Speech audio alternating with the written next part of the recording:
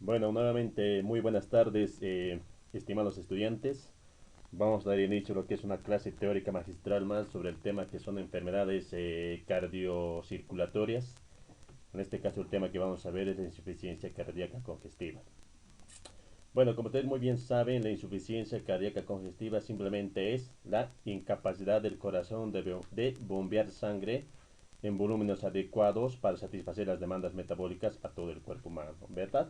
Para poder entender de manera más detallada todo lo que es la insuficiencia cardíaca congestiva, debemos manejar algunos conceptos claves o leyes para poder entender de manera más detallada. Entonces, en este caso, vamos a hablar un poquito de lo que es de fisiología cardíaca. Y en este caso de ley de fisiología cardíaca, pues tenemos que hablar lo que es la ley de Frank-Starling y la ley de Laplace, que lo vamos a ver ya con mayor detalle en líneas abajo. ¿Qué es la ley de Frank-Starling? La ley de Frank-Starling, como ustedes pueden leerlo, simplemente es la propiedad del corazón de contraerse en forma proporcional a su llenado. Es decir, a mayor llenado, mayor volumen de eyección. Esta ley generalmente establece pues que el corazón posee una capacidad intrínseca de adaptarse a volúmenes crecientes del flujo sanguíneo. Por lo tanto, cuanto mayor sea el llenado de sangre del ventrículo durante la diástole, mayor será el volumen de sangre durante la contracción sistólica, ¿no es cierto? Con una subsecuente mayor fuerza de contracción. Entonces, esos son conceptos muy importantes que tienen que saber sobre la ley de Frank-Starling. Se dice también que esta ley básicamente significa que cuanto más se distiende el músculo cardíaco durante el llenado, mayor es la fuerza de contracción y por ende mayor va a ser la cantidad de sangre que bombea hacia la aorta, ¿verdad? Entonces, tenemos que saber diferenciar también dos conceptos muy importantes que como ya vimos la ley de Frank-Starling, pues está relacionado mucho lo que es con la precarga y la poscarga, ¿verdad? Entonces, estos vendrían a ser también conceptos muy importantes que debemos saber manejarlo en cuanto a la precarga y a la poscarga, ¿verdad? Entonces, ¿qué es simplemente la precarga? La precarga simplemente, como dice ahí, es el volumen telediastólico del ventrículo. Es decir, la precarga es una medición o estimación, se puede decir, del volumen ventricular telediastólico. Vale decir, al final de la diástole. Y va a depender mucho del estiramiento del músculo cardíaco previa a su contracción que éste se realice, ¿no es cierto? Y esto va a estar relacionado también con la longitud de los sarcómeros, que es muy importante para poder diferenciar una precarga y poscarga y también con las miofibrilas. Esta precarga generalmente puede verse alterado por varias razones, como pueden ser el retorno venoso, una disfunción diastólica cardíaca, una alteración constrictiva cardíaca, etcétera, etcétera, ¿verdad? ¿Qué es la poscarga? Como pueden leer aquí, la poscarga simplemente es tensión de la pared ventricular durante la sístole. Es una diferencia muy importante, ¿verdad? Entonces, esta poscarga es la presión de la pared miocárdica necesaria para vencer la resistencia o también dicho para vencer la carga de presión que se opone a la eyección de la sangre desde el ventrículo durante la sístole.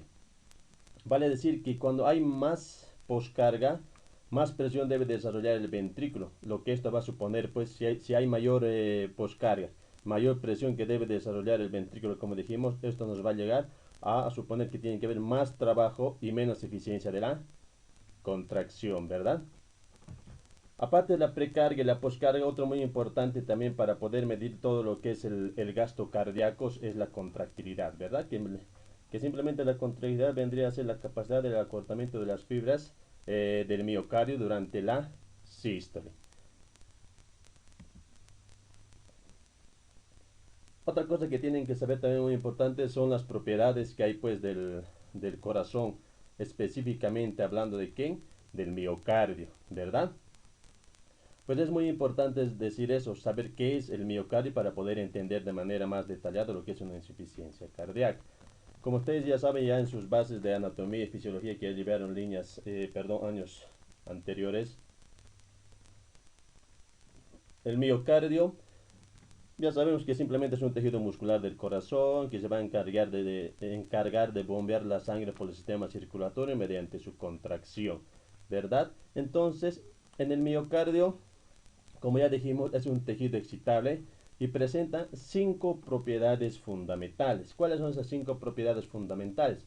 El vapnotropismo, cronotropismo, dromotropismo, inotropismo, y lo que nos faltaría mencionar ahí vendría a ser el lucitropismo, ¿verdad? El vapnotropismo, que simplemente vendría a ser la excitabilidad.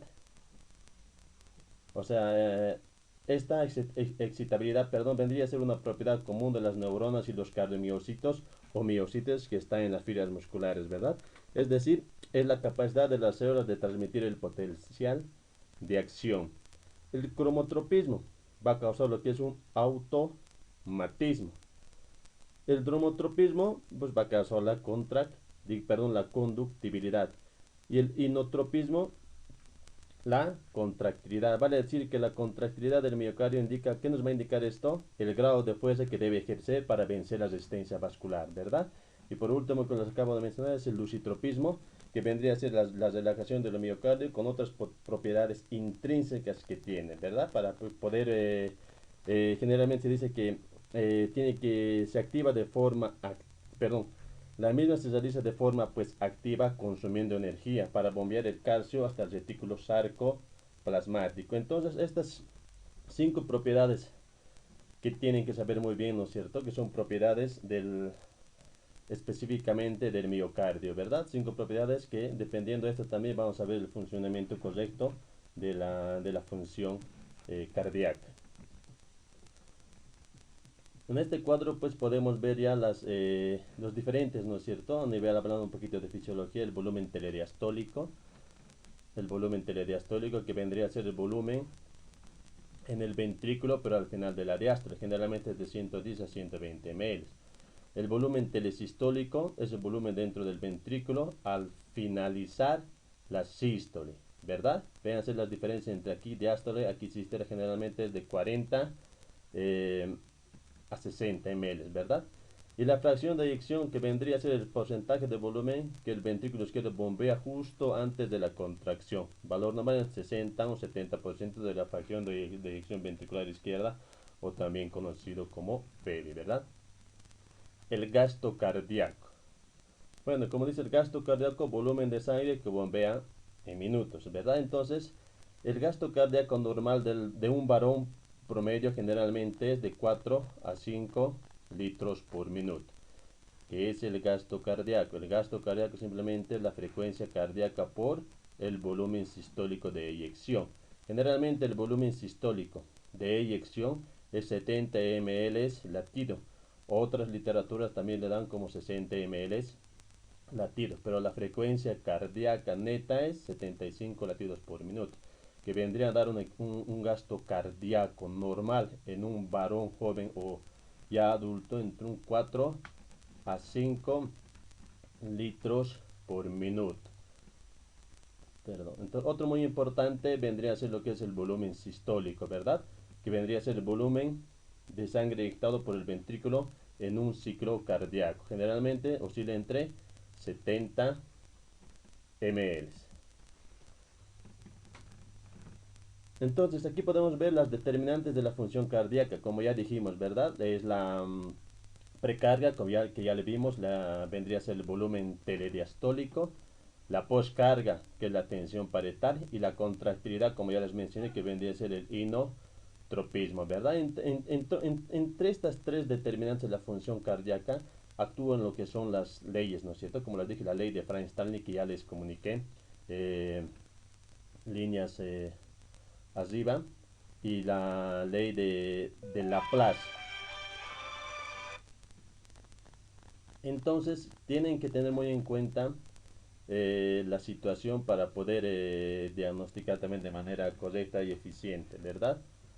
Entonces, ¿qué es la ley de Laplace? Tienen que tener en cuenta que la ley de Laplace generalmente actúa en la poscarga y la Frank-Starling pues en la precarga, ¿verdad? Entonces la ley de Laplace simplemente es aquella ley que afirma que la tensión del miocardio es directamente proporcional a la presión dentro de la cavidad ventricular, ¿ya? que estaría multiplicado por el ratio, como dicen acá, es decir, la resistencia periférica y el ratio. Eso es muy importante que tienen que dominar. O sea, esto, la ley de Laplace generalmente se dice que cuando se incrementa la presión dentro de la cavidad o cuando un ventrículo se dilata, habrá un aumento de la tensión parietal. Y por lo tanto, haber un aumento de la tensión parietal, por ende va a aumentar y por lo tanto va a haber la fuerza del corazón que tiene que vencer al contraerse va a ser máxima también, ¿verdad? Entonces son cositas que hay que eh, tenerlo en cuenta también para ver el correcto funcionamiento de lo que son de las determinantes de la función cardíaca. Sabiendo yo un poquito de la fisiología del corazón, de las leyes de Frankenstein y de Laplace, que ya sabemos que es el gasto cardíaco, los determinantes del miocardio, todas esas fisiologías del corazón, pues vamos a entrar ahora a definir lo que es la insuficiencia cardíaca propiamente dicha, ¿verdad? Entonces, como ya les dije, la insuficiencia cardíaca simplemente era la incapacidad del corazón de bombear la sangre en los volúmenes adecuados que demandan las necesidades metabólicas del organismo, ¿no? ¿Sí? Dicho de otra manera, es un conjunto de síntomas y signos causados ¿por qué? Por un funcionamiento inadecuado del corazón. ¿A qué nivel? Nivel estructural, nivel funcional, de ritmo y de la conducción. No satisface las necesidades metabólicas del organismo. Y al no satisfacer las necesidades metabólicas del organismo, a mayor daño que haya a nivel de las cámaras cardíacas, hay mayor llenado de sangre y por lo tanto, si no se coloca tratamiento, ese llenado de sangre puede ver incluso ya revertirse lo que es al líquido, al espacio intersticial, ir a las arterias, a los alveolos, causar lo que es una edema agudo de pulmón que vendría a ser la causa, ¿no es cierto?, de muerte de personas con insuficiencia cardíaca. Bueno, un poquito hablando de epidemiología, se puede decir que la insuficiencia cardíaca es una enfermedad común, también es muy costosa y potencialmente mortal. Se dice que es la única enfermedad cardíaca cuya incidencia parece estar aumentando en el mundo occidental. La fracción de eyección se dice que es el marcador pronóstico más importante. La mortalidad al año generalmente supera el 50% en aquellas clases de la clasificación de la NIA que vendría a ser la clasificación 4, que generalmente esta clasificación NIA lo divide en 1, 2, 3 y 4, pero que posteriormente le vamos a ver líneas abajo. Entonces, hay que saber diferenciar muy bien también lo que son pues las causas o la etiología de una insuficiencia cardíaca congestiva. Generalmente se dice que la insuficiencia cardíaca es el resultado pues de una infinidad de enfermedades, ya sean pues primarias o precipitantes o también llamadas desencadenantes. ¿Cuáles vendrían a ser aquellas causas primarias? Como ustedes pueden ver, la cardiopatía isquémica casi en un 70 a 80%, ¿verdad? Posteriormente, las menos frecuentes, las cardiopatías congénitas, valvulares, hipertensivas, también las miocardiopatías. Recuerden que hay tres tipos de miocardiopatías: dilatada, restrictiva, hipertrófica, etcétera, ¿no es cierto? Que tal vez en líneas ya en otros temas lo vamos a poder ver a mayor detalle. Y las causas desencadenantes son pues alteraciones que imponen cargas adicionales al miocardio, ¿verdad? Van a causar un exceso. ¿Y cuáles son? Estas ya pueden ser instauradas ya con anticipación, o sea, ya en tiempos pasados. Entre las más importantes, las infecciones, ¿verdad? Pues después tenemos las arritmias que son muy frecuentes, los excesos físicos, dietéticos, ambientales y emocionales también son factores precipitantes. El infarto de miocardio, las embolias pulmonares, pasadas, ¿no es cierto? O sea, si dice un infarto de miocardio, si una persona ya tuvo un infarto de miocardio, pues es muy probable que se desarrolle nuevamente lo que es un infarto de miocardio, ¿verdad? Entonces, eso vendrían a ser entre sus causas desencadenantes más importantes, entre otras, simplemente por mencionar, la tirotoxicosis, también puede verse pues en una endocarditis infecciosa, etcétera, etcétera, que vendría a ser causas desencadenantes muy importantes también para el desarrollo de una insuficiencia cardíaca congestiva. Hablando también de las causas, como ya dijimos, son primarias o precipitantes, ¿verdad? También hablando de las causas, pues la suele dividir en cuanto a la función, si es sistólica, diastólica, aguda o crónica, si esta es izquierda o derecha, si es de bajo gasto o de alto gasto, si es anterógrada y retrógrada. De todas estas clasificaciones etiológicas, la más importante vendría a ser entre la sistólica y diastólica, que es la más importante.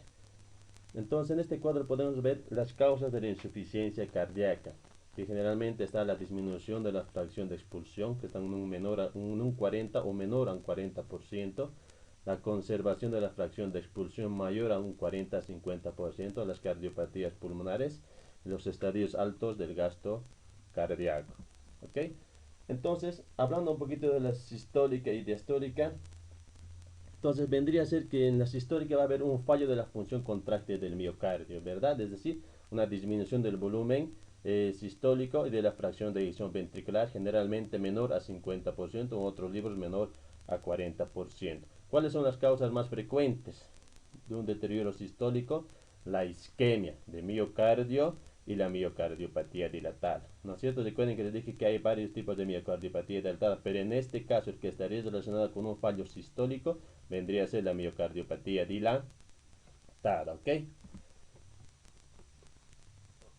Los trastornos diastólicos, como se dice acá, entonces la relajación con llenado anormal, ¿verdad? Va a haber un aumento de las presiones de las cámaras cardíacas, congestión pulmonar, etcétera, etcétera.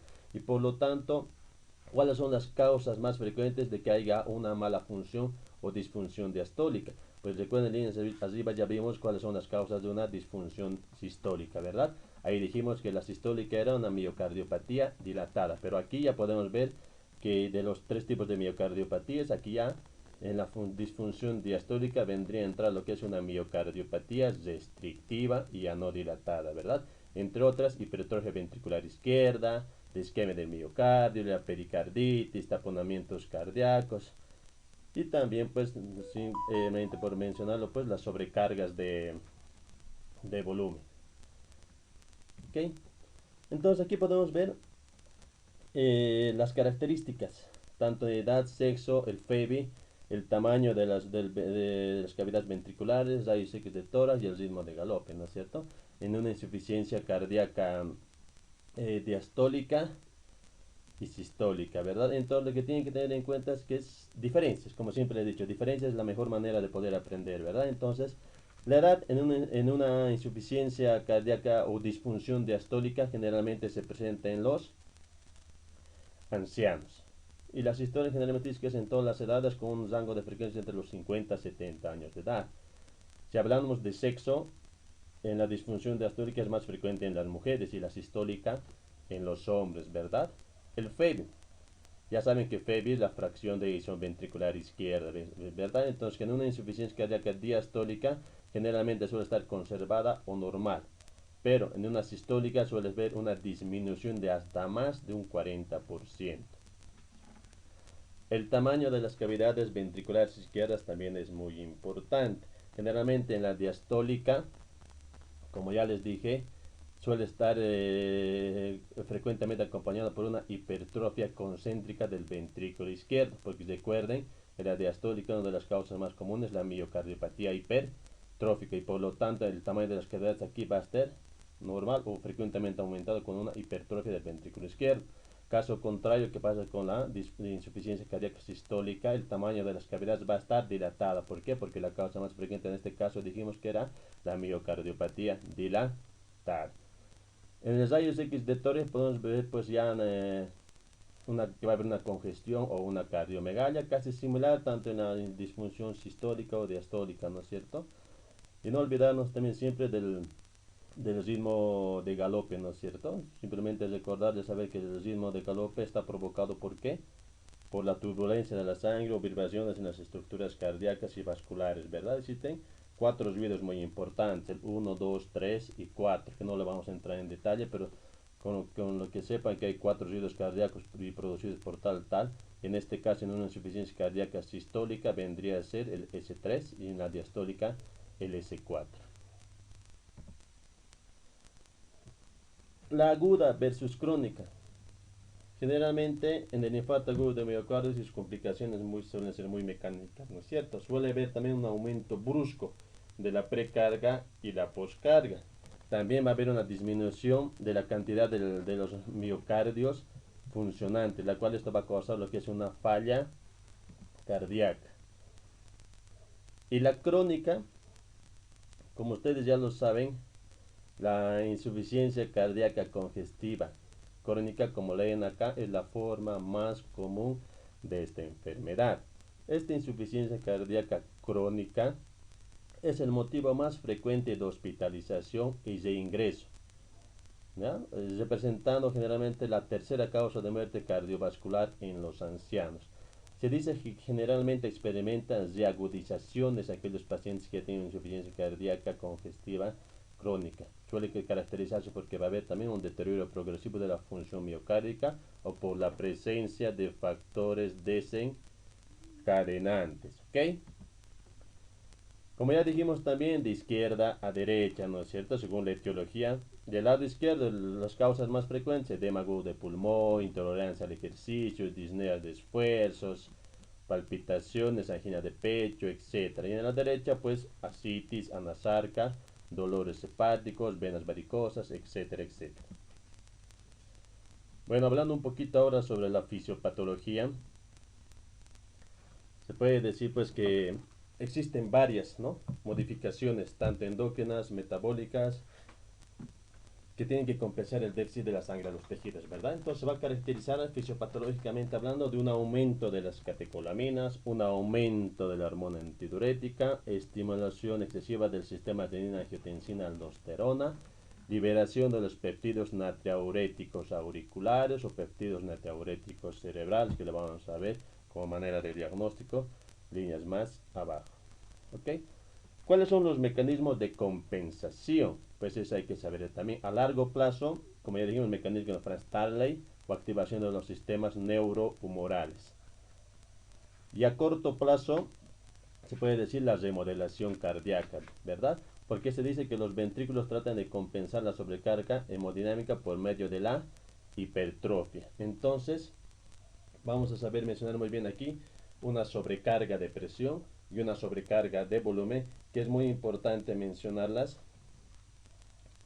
Perdón, es muy importante mencionarles esos tipos de sobrecargas, porque son muy importantes para poder entender lo que es la fisiopatología, ¿verdad? Entonces,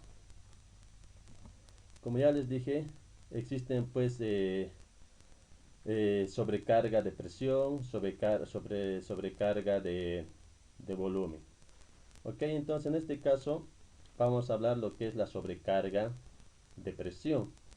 ¿Qué es la sobrecarga de presión? La sobrecarga de presión generalmente es característico, se puede decir, de la hipertensión arterial o de las estenosis valvulares, tanto aórticas también como pulmonares.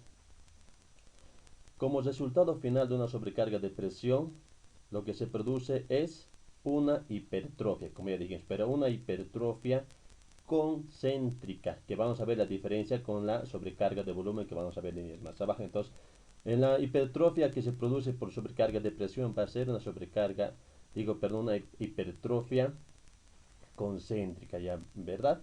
Entonces, esta sobrecarga de presión se acompaña además de un aumento de la presión sistólica, ¿verdad? Este aumento de la presión sistólica va a generar un ligero aumento de la tensión sistólica en las paredes ventriculares a nivel de las miofibrillas, las cuales van a causar un engrosamiento parietal, y por lo tanto al formar un engrosamiento parietal, lo característico, como ya dijimos, de la sobrecarga de presión va a ser la hipertrofia, que se produce en este caso es de tipo concéntrica. Ahora vamos a ver las diferencias en la sobrecarga de volumen. Pues en la sobrecarga de volumen, como ya dijimos, se caracteriza o se produce generalmente por insuficiencias valvulares, por las comunicaciones interventriculares e intraauriculares, son las causas más comunes de una sobrecarga de volumen, ¿verdad? Entonces, como resultado final de la sobrecarga de volumen va a dar una hipertrofia. En este caso no va a ser una hipertrofia concéntrica como dijimos en líneas arriba de sobrecarga de presión. En este caso va a ser hipertrofia excéntrica, ¿verdad? Entonces la hipertrofia que en este caso se produce es de tipo excéntrica, ¿verdad? Entonces, cuando hay una sobrecarga de volumen, pues, evidentemente se va a acompañar de ¿qué? De un aumento de la presión diastólica. En el otro caso era un aumento de la presión sistólica. Y por ende va a haber un aumento de la tensión, en este caso también sistólica, en las paredes adicionadas, lo que son a nivel de los sarcómeros. Entonces, lo que va a causar esta va a ser un aumento del tamaño de las cavidades y por ende el resultado final va a ser una hipertrofia excéntrica. Pues ustedes se pueden dar cuenta las diferencias que hay en una sobrecarga de presión y en una sobrecarga de volumen. ¿Ok? Vamos a entender mejor con este siguiente cuadro que está acá eso.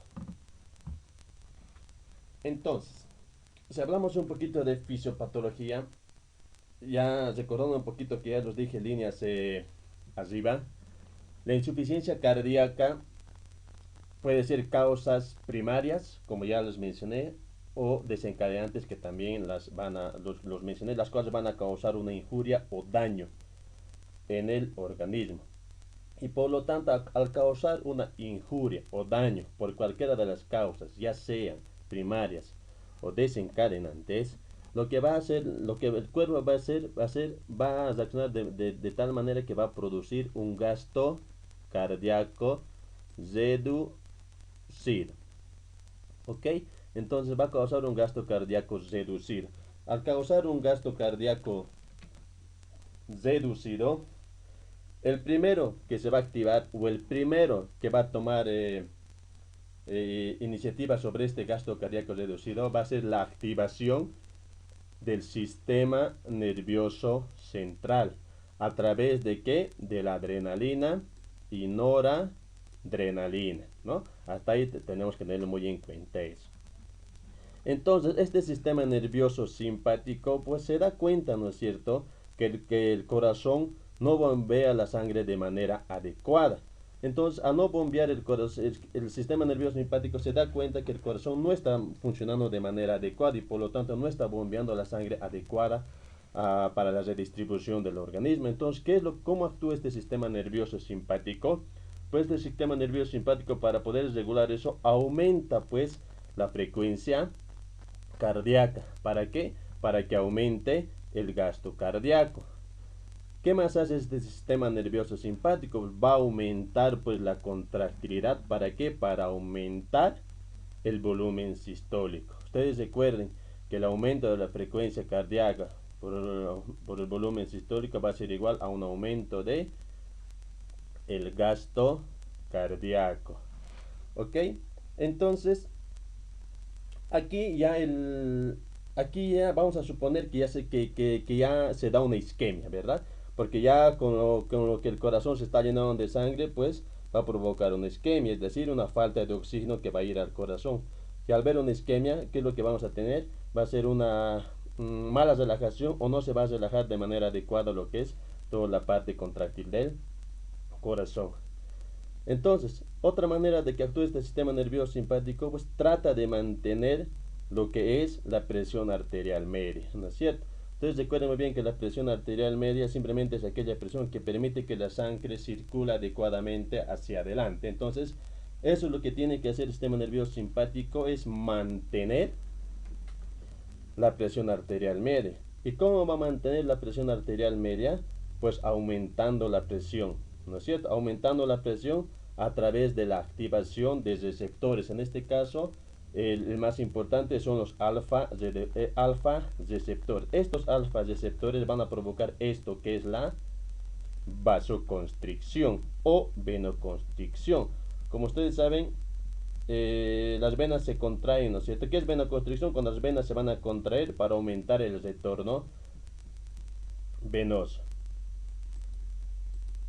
Entonces, ustedes se pueden dar cuenta ¿Qué tan importante es el sistema nervioso simpático cuando éste se da cuenta que el corazón no bombea sangre de manera adecuada, ¿no es cierto? Actúa de esas maneras como ya los expliqué. Entonces, a nivel, a nivel renal, cuando estas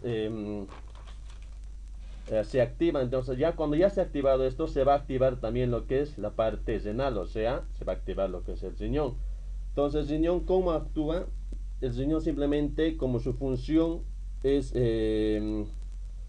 es dar el equilibrio hemostático, ¿no es cierto?, en el cuerpo humano. Entonces, el riñón simplemente se da cuenta que no llega pues suficiente sangre. Entonces, piensa pues que le va a faltar agua al riñón, ¿no es cierto? Entonces aquí es donde se activa lo que es el sistema renina, angiotensina, aldosterona, o el SRAA, que vendría a ser el sistema renina, angiotensina, aldosterona, ¿no es cierto? Donde ya podemos ver aquí la renina, la angiotensina 1, la angiotensina 2 y la aldosterona. Como ustedes ya saben, la angiotensina tanto 1 y 2 suele aumentar la presión, ¿verdad? La aldosterona suele retener lo que es agua y sodio, ¿verdad? Entonces la aldosterona lo que hace es retener agua y sodio. ¿Para qué? Para poder llevar al riñón la sangre adecuada, ¿no es cierto? Y la última que no tenemos acá, que se borró, es la ADH. ¿Qué es esta ADH? Esta ADH va a retener también agua. ¿Para qué? Para aumentar lo que es el retorno venoso y por ende, pues, aumentar el gasto cardíaco. ¿No es cierto? Entonces, si ustedes se dan cuenta, es muy importante, o sea, estos aumentos que el sistema nervioso simpático y el riñón tratan de solucionar cuando hay un problema de exceso de sangre en el corazón, ¿no es cierto? Sabemos muy bien también que a medida que más se vaya llenando el corazón de sangre, ya sea primeramente por este problema y posteriormente por el fallo de renal, entonces el corazón se va llenando de más sangre y por lo tanto eso ya va a llegar al tope donde este ya va a salir lo que es al espacio intersticial y por lo tanto ya va a ir a acumularse a nivel pulmonar, ya sea pues en los alveolos, etcétera, causando lo que es un edema agudo de pulmón. Es por eso que el tratamiento y la manera de actuar tiene que ser de manera rápida. Si ya sabemos que dijimos que hay un aumento de la frecuencia cardíaca, pues hay que utilizar pues, los beta bloqueantes. Si hay un aumento de la contractilidad, pues vamos a usar también los beta bloqueantes o los antagonistas de calcio. Para mantener la presión arterial, pues vamos a utilizar también los beta bloqueantes, ¿verdad? Y en este caso, para controlar todo lo que es el sistema renina-angiotensina a nivel renal, vamos a utilizar los que son los IECAS, que vendrían a ser los inhibidores de la enzima convertidora de la angiotensina. ¿Ok?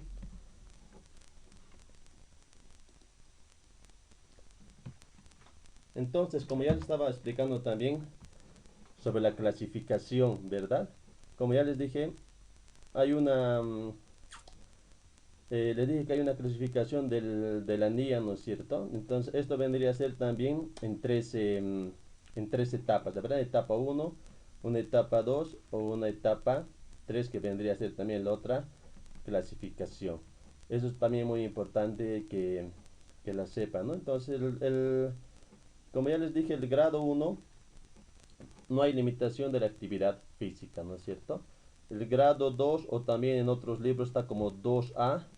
Generalmente hay una ligera limitación al ejercicio. Hay una ligera limitación al ejercicio.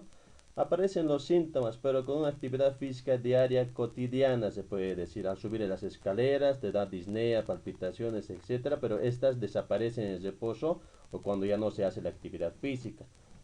La 3, o también llaman en otros libros 3A1, hay una marcada limitación a los ejercicios rutinarios, ¿no es cierto? Ya aparecen los síntomas con las actividades físicas menores que realicemos, con el simplemente hecho de caminar, ya presentan sintomatología de disnea, ¿no es cierto? Pero estas suelen desaparecer también cuando se entra en reposo.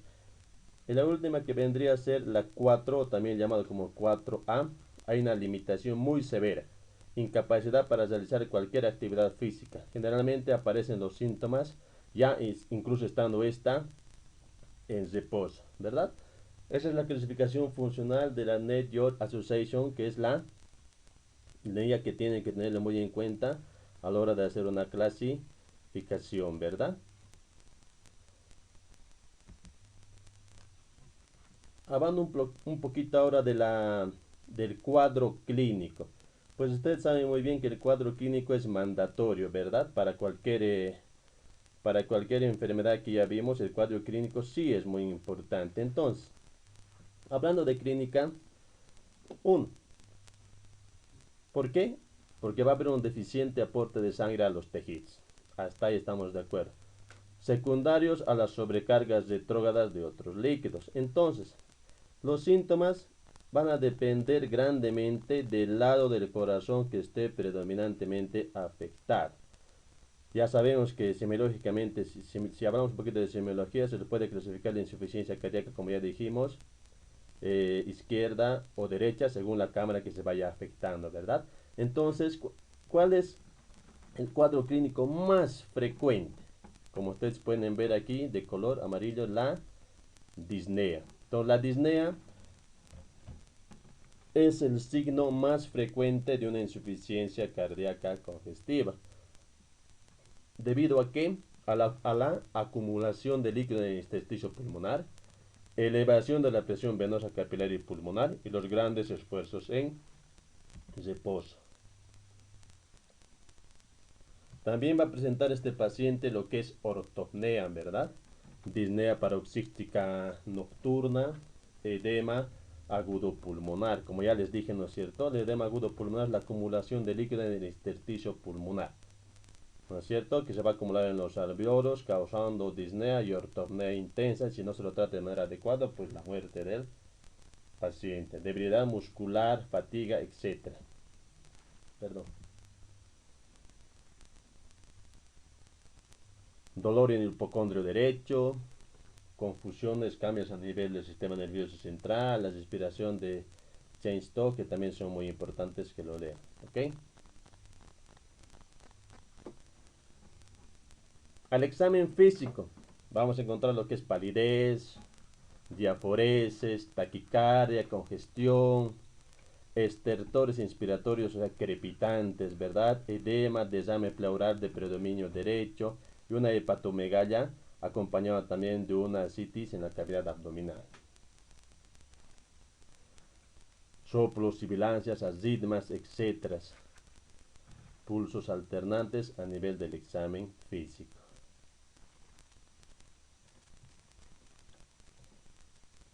Hablando un poquito de los criterios, existen varios criterios diagnósticos en realidad. Uno de los más relevantes o importantes se puede decir que están los criterios de Framingham para el diagnóstico de insuficiencia cardíaca. A ver, no existe en realidad un criterio único para el diagnóstico de la insuficiencia cardíaca, eso quiero que lo tomen en cuenta. Los sistemas más usados comúnmente es uno, los criterios de Framingham es el que más se usa por la escuela cardiológica de los Estados Unidos. Mencionan que los criterios de Framingham es los que más se usan, como vamos a ver a continuación. Simplemente otros por mencionarles también que otros criterios existen, como los criterios de Boston, los criterios de Duke y de las clases Phillips, también son criterios diagnósticos para la insuficiencia cardíaca congestiva. Pero de los que acabo de mencionar, pues la más utilizada vendría a ser los criterios de Framingham, ¿verdad? Donde hay criterios mayores, criterios menores, etcétera, donde se dice, para poder diagnosticar una insuficiencia cardíaca según estos criterios, tiene que haber un criterio mayor, o sea, uno de estas, más dos criterios menores, nos pueden dar el diagnóstico de una insuficiencia cardíaca congestiva. ¿Cuáles son los criterios mayores? Pues simplemente podemos leerlo, ¿verdad? Disnea paroxística nocturna, la distensión venosa yugular, estertores crepitantes, la cardiomegalia, el edema agudo del pulmón, el ritmo de galope que les dije, ¿no es cierto? El tercer ruido, la presión venosa central, que es 16 centímetros agua, y el RHI positivo, que vendría a ser la regurgitación hepatoyugular positiva, ¿verdad? Y los criterios menores son edema en los miembros, tos nocturna, disnea de esfuerzo, desame pleural, hepatomegalia, taquicardia, etcétera, etcétera. Cuando tenemos un criterio mayor y 2 criterios menores, pues ya podemos indagar el diagnóstico de una insuficiencia cardíaca congestiva. ¿Ok? Entrando un poquito lo que es al diagnóstico de una insuficiencia cardíaca, pues ustedes saben muy bien, para poder llegar al diagnóstico se tiene que utilizar siempre lo que es una sistemática diagnóstica, ¿verdad? Como les dije, para cualquier enfermedad siempre hay que hacer una sistemática diagnóstica. ¿Cómo empezamos a hacer la sistemática diagnóstica? Realizando una buena anamnesis, como ya les enseñé, un buen examen físico y posteriormente, antes de entrar a los estudios imagenológicos, pues hay que pedir siempre exámenes de sangre rutinarios, ¿no es cierto? Pensando en una insuficiencia cardíaca congestiva. En este caso, es muy importante que pidan como pruebas de laboratorio los electrolitos. Es muy importante, en especial el sodio y el potasio. También hay que pedir pues, las pruebas de función renal, pues que es lo más importante, urea, creatinina, nitrógeno ureico, las pruebas de función tiroidea, que ya lo vimos también, ¿verdad? Las pruebas de función hepática, las transaminasas, la TGO, TGP, etcétera. Un hemograma completo también es muy importante. Y en ciertas ocasiones se puede pedir lo que es una proteína C reactiva, cuando se sospecha de causa infecciosa. Ya les dijimos, si hablamos de causas son primarias o desencadenantes. Entre las desencadenantes dijimos las causas infecciosas, ¿verdad? Entonces, para eso, para poder diagnosticar una causa infecciosa, pues tenemos que pedir una proteína C reactiva, ¿no? Y también existen exámenes específicos de insuficiencia cardíaca que la vamos a ver más abajo, que son los péptidos natriuréticos auriculares y los péptidos natriuréticos cerebrales, que le vamos a ver líneas más abajo. Entonces, simplemente por mencionar aquí, podemos ver el estudio ya. Una vez que pedimos estudios de laboratorio, pues vamos a pedir lo que son los estudios de imagenología o estudios de gabinete, ¿verdad? Entonces, el electrocardiograma es mandatorio, es muy importante, pero es inespecífico. ¿Qué vamos a ver en el electrocardiograma? Alteración de la repolarización, bloqueos de la rama izquierda, taquicardia sinusal, arritmia y signos de hipertrofia cardíaca. Otro muy importante que nunca deben olvidarse pedir aparte de un electrocardiograma es la plaquita de tórax AP en especial, o también se puede pedir lateral, ¿no? Donde vamos a ver signos de hipertensión venosa pulmonar, edema peribronquial, perivascular, alveolar, etc. Y los derrames pleurales generalmente de predominio derecho. Y un signo clásico, como podemos ver aquí, son las alas de mariposa caracterizadas por un infiltrado alveolar difuso bilateral. Y lo clásico, una cardiomegalia, que podemos ver el corazón agrandado, ¿verdad? Y como ya les dije también, el ecocardiograma, ¿verdad? El ecocardiograma también es un estudio muy importante. Todos los pacientes con clínica sugerente de insuficiencia cardíaca, pues deben ser pedidos siempre un ecocardiograma. Generalmente el ecocardiograma se dice que es diagnóstico y pronóstico al mismo tiempo. También se puede pedir una hiponatremia dilucional.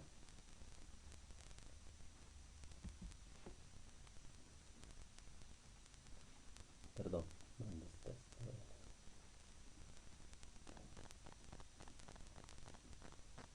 Entonces, aquí es como les estaba hablando ya en líneas arriba, que para el diagnóstico hay diagnósticos específicos, ¿no es cierto? Como les dije ya, los péptidos natriuréticos auriculares, ¿verdad? Existen dos muy importantes. El péptido natriurético, que vendría a ser el auricular, o el cerebral, ¿verdad? Que generalmente se utiliza con fines diagnósticos y pronósticos. Algunas literaturas dicen que los dos principales péptidos natriuréticos vendrían a ser el cerebral, que vendría a ser este de acá, esta abreviación, péptido natriurético cerebral, y el auricular, ¿verdad? Estas son pruebas específicas para poder ver.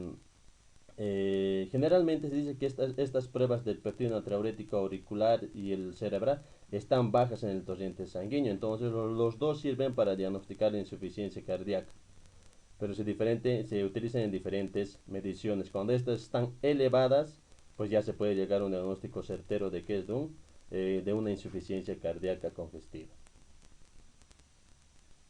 El tratamiento. Bueno, el tratamiento podemos utilizar medidas iniciales como corregir las causas desencadenantes como ser las crisis hipertensivas, las arritmias, las infecciones, pues ya sabemos que es una causa primaria, hay que corregir, ¿no es cierto? Si les decía la desencadenante, pues hay que corregir también la causa desencadenante.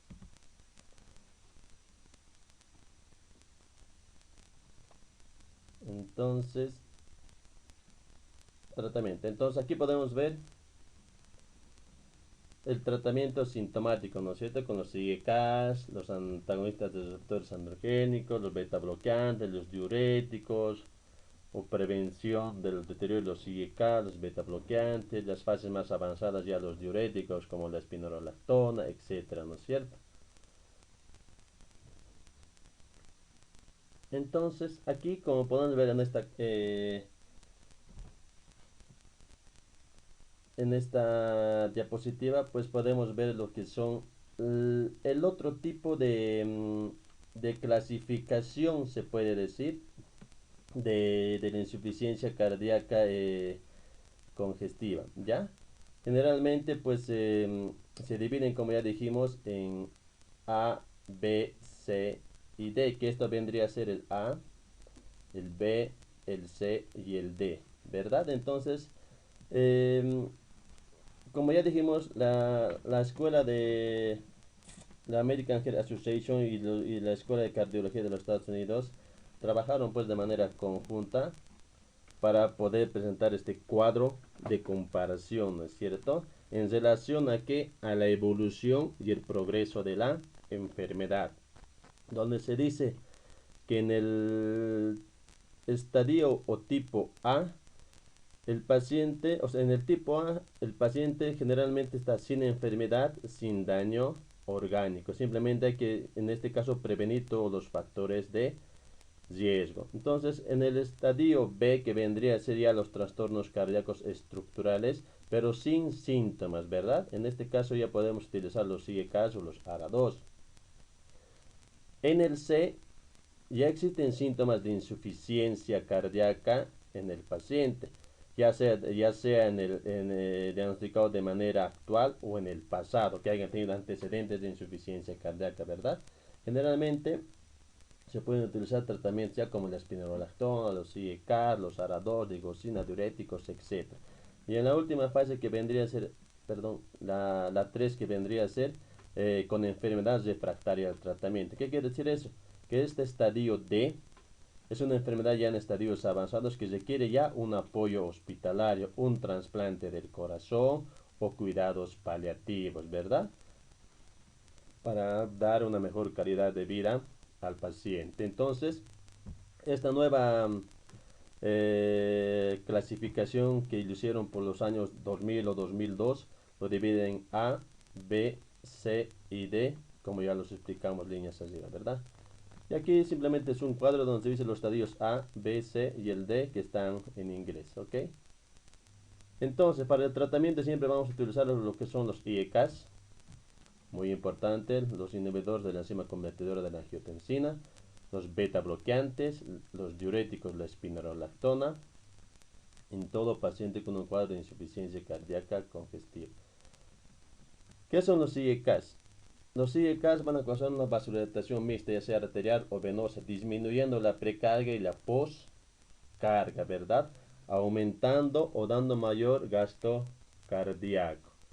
Puede disminuir la incidencia de muerte y la incidencia de infarto agudo de miocardio o los accidentes eh, cerebrovasculares, ¿verdad? Entonces los IECAS, pues el enalapismo, el paralito, esas cuestiones que hay que saber también mencionarlos.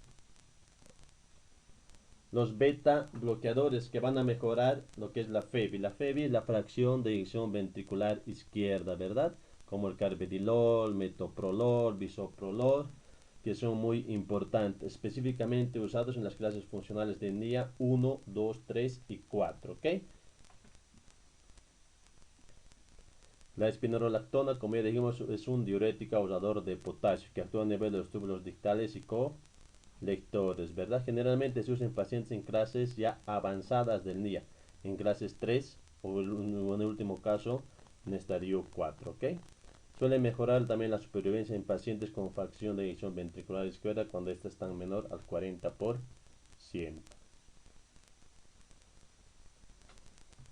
Para disminuir la precarga y la poscarga, pues utilizamos vasodilatadores para la poscarga, ¿verdad? Y para la precarga, pues utilizamos los diuréticos. Para aumentar la contracción del miocardio, utilizamos la digoxina y las aminas simpático-miméticas como la dopamina, etcétera, y la dobutamina, que son muy importantes para aumentar la contractilidad del miocardio. La anticoagulación está indicada en el tratamiento anticoagulante en pacientes con fibrilación auricular, trombos en las aurículas o ventrículos y antecedentes de embolia. Para esto se puede utilizar como anticoagulantes la enoxiparina, la fraxiparina, que generalmente vienen de 0,4 ml o 0,6. Si es de 0,4 cada 12 horas, si es de 0,6 una vez al día o una vez cada 24 horas, ¿ok?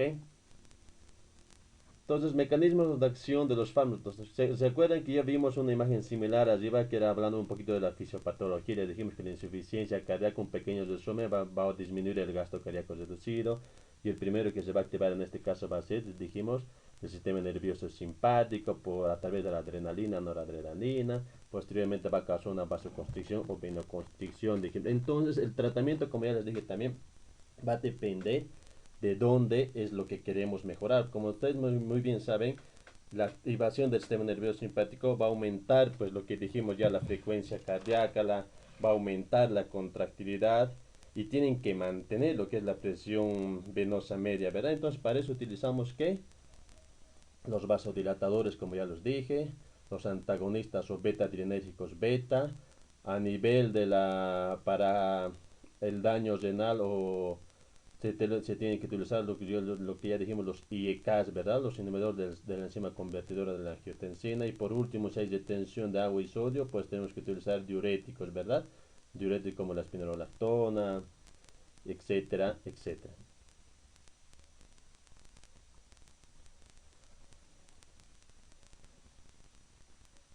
Bueno, estimados estudiantes, espero que les haya, espero que ustedes hayan leído ya el tema también de insuficiencia cardíaca, y con la explicación espero que lo hayan entendido de mejor manera.